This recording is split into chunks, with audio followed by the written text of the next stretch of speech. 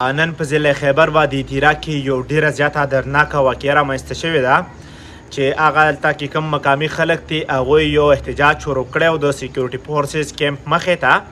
بیا دغه سیکیورټي فورسز ډایرکټ فایرنګ په دغه خلکو باندې کړی دی چې په کې 3 کسان شهیدان شوي دي او په کې خواوشا 15 یا 14 کسان زخمیان شوي دي. په داسې ریاست کې ژوند کوو چې بیخي تنګ راوستی یو. زمونږ ځوانان یې دهشتګرد کړل، زمونږ ځوانان یې بې تعلیمه کړل، مونږ یې بېروزګاره کړو، همیشه یې مونږ د دهشتګردۍ په نوم باندې وژلي یو.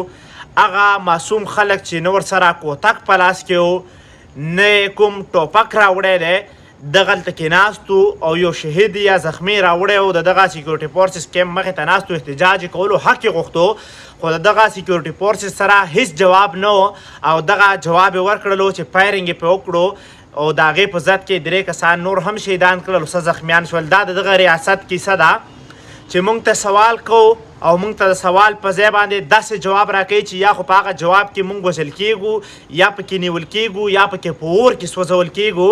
هغه د وادي تیرا خلک وګورئ، په اور کې ولاړ دي، د شپې ډزې د ورځې ډزې، کاروبار نشته دی، خلک په اور کې ولاړ دي.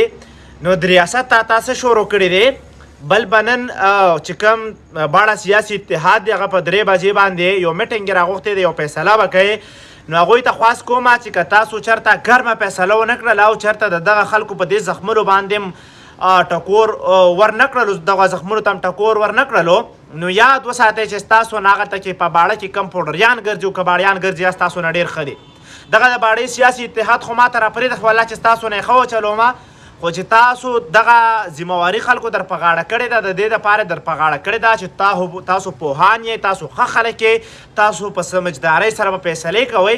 نو خدای ته وګورئ چې لږ سوچ سمج سره فیصله وکړئ چې دغه خلک لږ په سکون سره ژوند وکړي. که نه تاسو دلته روټۍ خورئ او پلانې او په خلکو باندې خپل ځانونه ساتئ، نو تاسو نه په باړه کې چې کم بیا پوډریان ګرځي تاسو نه په 100 چنده ښه دي. خدای ته وګورئ چې د تیرا په خلکو باندې رحم وکړئ، یو ښه فیصله وکړئ چې هلته کې امن راشي.